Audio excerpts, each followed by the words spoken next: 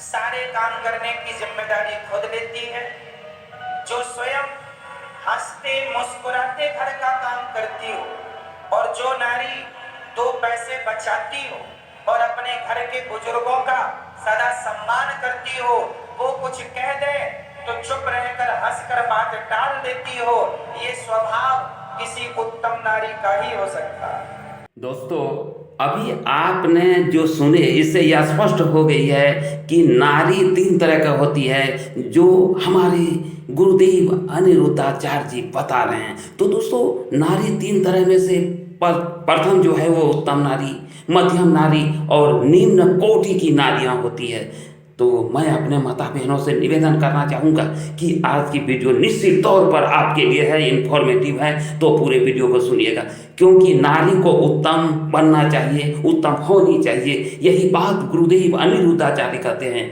तो माता बहनों से निवेदन है, पूरी वीडियो को देखिएगा और वीडियो में बने रहिए। गुरुदेव अनिरुद्धाचार्य जी महाराज कहते हैं कि सास ससुर और पति के साथ कैसे व्यवहार करनी चाहिए, इस विषय पर प्रकाश डालते हैं। मैं नहीं कह रहा हूँ, मैं माता बहनों से निवेदन करता हूँ कि आप माफ कीजिएगा, मैं नहीं कह रहा हूँ, ये गुरुदेव अनिरुद्धाचार्य कह रहे हैं। तो चलिए आप इस क्लिप को ध्यान से सुनिए और वीडियो में बने रहिए। कह दिया हंस करके, कोई बात नहीं, ससुर जी हैं, सास है, पति है, कोई बात नहीं। और जो अच्छा पहले उत्तम के पूरे कर लो।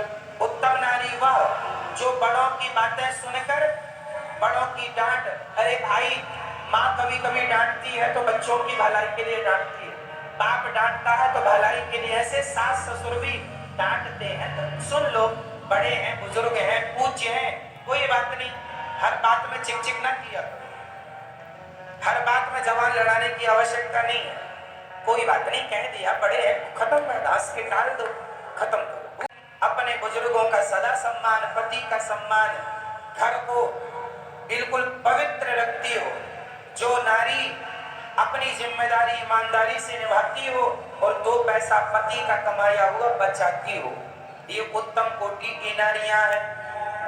जो एक अच्छी पत्नी का फर्ज निभाए, एक अच्छी माँ का फर्ज निभाए, एक अच्छी बहू का फर्ज निभाए, एक अच्छी नारी का कर्तव्य पूरा करे, एक अच्छी पत्नी बनकर, एक अच्छी बहू बनकर, एक अच्छी बेटी बनकर, एक अच्छी पत्नी बनकर, एक अच्छी माँ बनकर, एक अच्छी गृहिणी बनकर जब अपने कर्तव्यों को निभाए, वो उत्तम कोटि की नारी होती है। माता बहनों से निवेदन है कि आप आज वीडियो में बने रहिएगा, क्योंकि अब जो है गुरुदेव अनिरुद्धाचार्य बताते हैं मध्यम कोटि की नारी का, और आप ध्यानपूर्वक सुनिएगा। तो हेलो दोस्तों, मैं अपने गुरुदेव बागेश्वर बाबा के चरणों में दंडवत प्रणाम करता हूँ, आप सभी को नमस्कार प्रणाम व्यवहार करता हूँ, और मैं निवेदन करता हूँ कि अगर वीडियो आज आपको थोड़ी सी भी पसंद आए तो वीडियो को लाइक कर दीजिए। दोस्तों, सबसे पहले लाइक कीजिए और चैनल को सब्सक्राइब कर दीजिए, और उषा घनश्याम ब्लॉग चैनल का सदस्य बनकर मेरा मान सम्मान गौरव को बढ़ाने का कृपा करें। दोस्तों, ये देर नहीं कीजिए, हमें उम्मीद है कि आप लोगों ने चैनल को सब्सक्राइब कर दिए होंगे, इसके लिए आपको धन्यवाद। मध्यम कोटि की स्त्रियां वो हैं जो काम तो पूरा करती हैं, कहती भी कुछ नहीं है, सास ससुर ने डांटा तो सुन भी लेती हैं, परंतु जा जाके फिर अपने पति से शिकायत करती है, तुम्हारे बाप ने ऐसा कह दिया हमें, तुम्हारी माँ तो हमें ताली मारती रहती है। करती सब है पर रो रो के करती है, काम धाम सारा करती, कुछ सास ससुर से आदर करती है, पर करने के बाद बताती रहती है ना, कि तुम्हारे पिता ने ऐसा कह दिया, माँ ने ऐसा कह दिया, देखो मैं तुम्हारे घर के लिए कितना करती हूँ, करती भी है बेचारी, अब कहती है और रोती रहती कि ऐसा कह दिया, वैसा कह दिया, मतलब प्रसन्न नहीं रहती। अरे मेरी माँ, करना तो पड़ेगा, हंस के करो, रो इसलिए प्रसन्नता से करो। जो नारी काम करते हुए, सब कुछ करते हुए प्रसन्न रहती है, वो उत्तम। जो करती सब है पर दुखी रहती है, और दुखी कोई करता है तो उसे करना भी नहीं चाहिए कि आप दुखी क्यों करें अपनी बहू को, अपनी पत्नी को, वो भी लोग गलतियां सुधारें, आप फिर भी खुश रहा करो। तीसरी, माता बहनों, गुरुदेव अनिरुद्धाचार्य जी महाराज कितना सही ढंग से अच्छे ढंग से आज समझा रहे हैं उस माता बहन को जो कि मध्यम कोटि के नारियां होती है, कि वो नारियां सारा काम करती है लेकिन रो रो कर करती है, और उत्तम कोटि की नारियां हंस हंस कर करती है। और मध्यम कोटि की नारियां सब काम करते हुए भी वो अपने पति को ये कहते हैं कि आपका माता पिता हमें गाली देता है, आपकी माता पिता के द्वारा हमें प्रताड़ित किया जाता है, यानी हमारा इस घर में कोई इज्जत नहीं है। तो देखिए, ये कान भरना, निंदा करना, ये जो काम है ये मध्यम कोटि का नारियां करती है। तो देखिए आगे गुरुदेव अनिरुद्धाचार्य जी महाराज अब निम्न कोटि की नारियों के विषय में बताने जा रहे हैं। आप जरा गौर से सुनिएगा माता बहन, ये कोशिश करनी है कि गुरुदेव जो कहते हैं, संत जो कहते हैं, महात्मा जो कहते हैं ना, उनकी बात को मानना ही धर्म कर्म है नारियां की, बहन का, माताओं का। तो सुनिए क्वालिटी की महिलाएं कैसी होती हैं वो सुनिएगा। वो सास ने बुलाया यहाँ आओ तो वो वहां चली जाएगी। पति ने कहा एक गिलास दूध लाओ तो पानी ले आएगी। पति ने कहा जरा गरम गरम रोटी दे दो तो बासी पकड़ा दे। पति ने कुछ कहा चुप करा देगी, चुप रहा करो, बक बक करते रहते हो, और ज्यादा 3-5 किए मैं मायके चली जाऊंगी, तुम देखते रही हो। जो बात बात में अपनी माँ की गर्मी दिखाए, जो बात बात में अपने मायके झोला उठा के चली जाए, बिना पति से बोले, बिना सास ससुर की आज्ञा लिए वो मायके चली गई, क्वालिटी की बिगड़ जाए तो सुधरती भी नहीं है। बात बात में झगड़ा, पति कमाता है 10,000 और मैडम शॉपिंग कर आती है 12,000 की, है ना। जो आमदनी कम है खर्चे ज्यादा करती है ना? अरे जितना पति कमाता है उसकी कमाई को आप सेव करो, बचाओ, उचित खर्चे करो, जो जरूरत है वहां करो।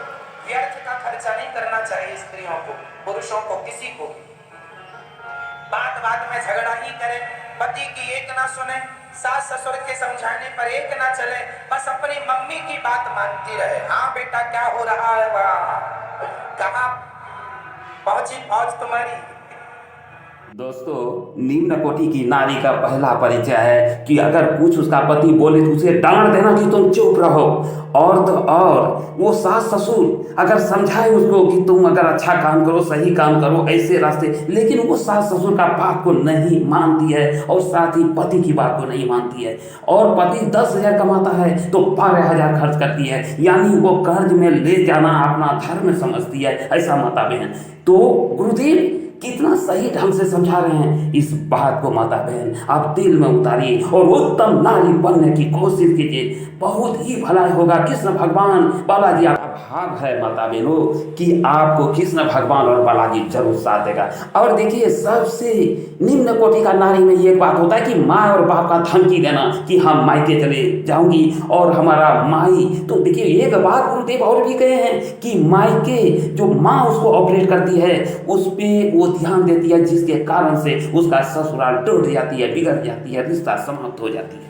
अभी मैं आपको सुनाऊंगा कि गुरुदेव अनिरुद्धाचार्य जी कहते हैं कि माँ के द्वारा जो ऑपरेट होती है, एक अखबार का भी उदाहरण दिया कि 95% जो है वो तलाक होने का कारण बनता है। हाँ भेजो गुंडे यहाँ से। जो पत्नी अपनी माँ से ऑपरेट होती है, थर्ड क्वालिटी की है ये। कुछ बहुओं को, कुछ बेटियों को मम्मियां ऑपरेट करती हैं, हाँ या ना। कुछ लोग थर्ड क्वालिटी की बात कर रहा हूं, ऐसा है कि नहीं समाज में, जिनके मम्मियां ऑपरेट करती हैं, है ना। 1-1 घंटे पंचायत करती है माँ से, 1-1 घंटे। ये नहीं कि थोड़ा सास ससुर की सेवा करे। माँ, मेरी माँ, शादी के बाद मेरी माँ ज्यादा नहीं अपना किया करो, यही बात तुम्हारे घर को तोड़ने के लिए पर्याप्त है। शादी हो गई है, तुम्हारे माँ बाप ने दान कर दिया है, कन्यादान, अब पति की हो, तुम्हारा घर पति है, पति के चरणों में रहो, वही तुम्हारा स्वर्ग नरक है। अब जो है वही, पति ही स्वर्ग है और पति ही नरक है।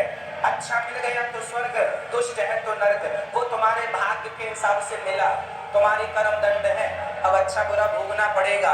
माँ बाप की हेल्प लेना चाहिए जहाँ आवश्यकता। तो अनिरुद्धाचार्य जी महाराज कहते हैं कि माँ बाप का हेल्प लीजिए, लेकिन माँ के कहने पर मत चलिए। अगर माँ के कहने पर चलिएगा तो रिश्ता टूट जाएगी।